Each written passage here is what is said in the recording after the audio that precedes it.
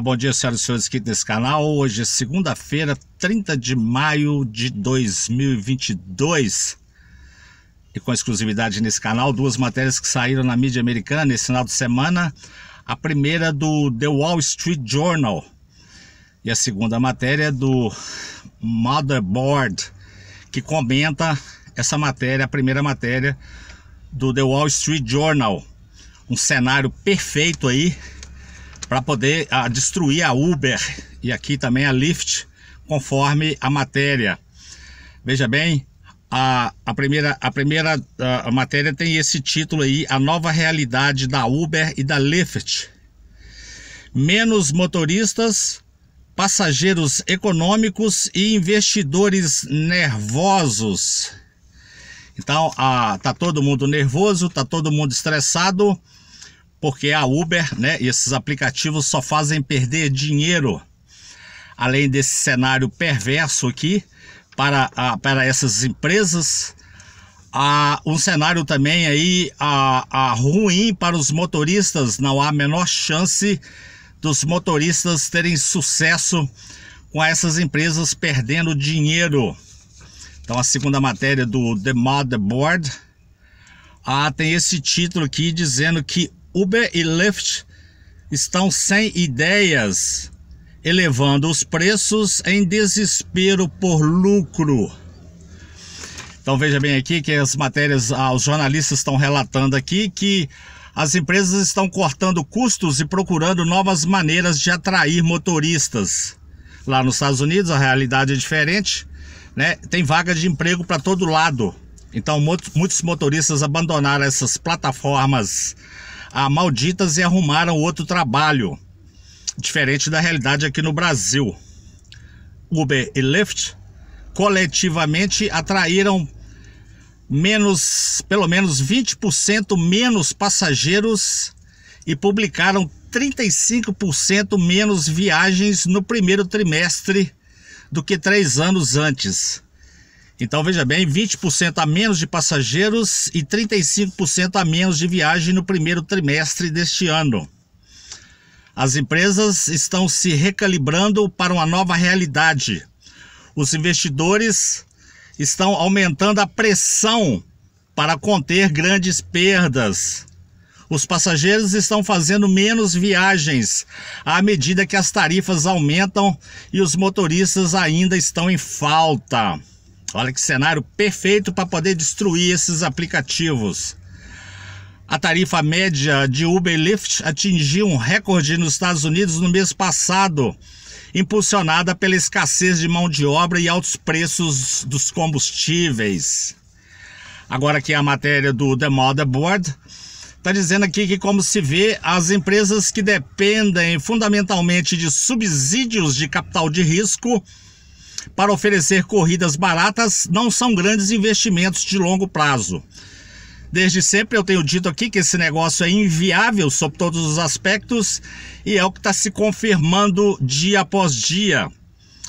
Há duas empresas, né, que se referindo a elas, que abriram capital com capitalização de mercado na casa das dezenas de bilhões de dólares, apesar de nunca chegarem perto de ganhar dinheiro. Estão aumentando os preços e, portanto, criando uma cratera na demanda dos clientes em uma tentativa vã de transformar seu serviço em um serviço com enormes margens de lucro para pagar uma empresa inchada, estrutura pesada, né? Embora ofereçam serviços com várias alternativas significativas. Acontece, de acordo aqui com o The New York Times, que essa é uma proposta de negócios realmente de M-E-R-D-A, para não falar o palavrão completo. As tarifas estão em altas recordes, de acordo com o The Wall Street Journal, que está relatando dados de um serviço de terceiros, e dizendo aqui que as empresas não relatam esses dados. Então, como resultado do aumento de preços, as corridas estão diminuindo. Essas empresas sempre foram uma proposta grosseira, subsidiar corridas não lucrativas com dinheiro de capital de risco.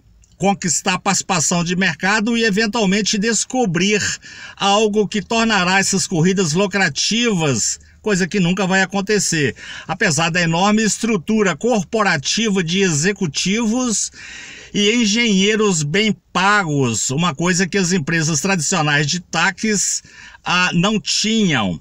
Então veja bem que a estrutura administrativa aqui, né, com esse pessoal aqui ganhando aqui uma bolada boa, né, tem uma estrutura pesada. E evidentemente, né, que para tirar aí a lucro em cima dessas comissões aí, isso não tem funcionado. E aqui fala do veículo autônomo, né? E diz que esse projeto não foi mais do que um poço de dinheiro de vários bilhões de dólares.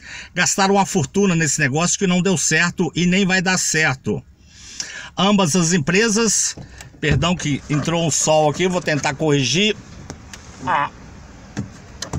Desculpa. Ambas as empresas venderam seus braços de desenvolvimento do veículo autônomo por uma fração do que investiram neles. Após o desastre do veículo autônomo, o Uber e Lyft tentam encontrar um preço que as tornassem lucrativas. Desde suas fundações em 2009 e 2012, Uber e Lyft levantaram mais de 30 bilhões em financiamento privado, segundo aqui uma pesquisa. Mesmo com essa pilha de dinheiro, nenhuma das empresas jamais registrou um lucro real e consistente, apenas lucros ajustados. Que essa maracutaia contábil aí que eu trago aqui todo mês, né? Aqui excluem dezenas de despesas reais que toda empresa tem, como impostos e pagamentos de juros. Então essa manipulação contábil, né, que traz aqui esses lucros ajustados, é simplesmente para mascarar o fato de que essas empresas são deficitárias, elas têm prejuízo operacional.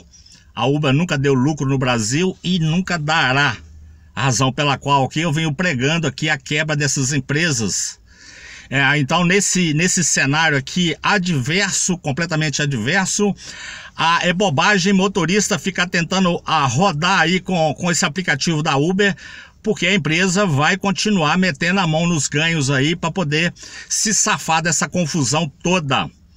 Se você gostou desse vídeo, dessas informações, deixe seu like, podendo por gentileza, clique em inscrever e inscreva-se nesse canal e tenha uma boa semana. Muito obrigado.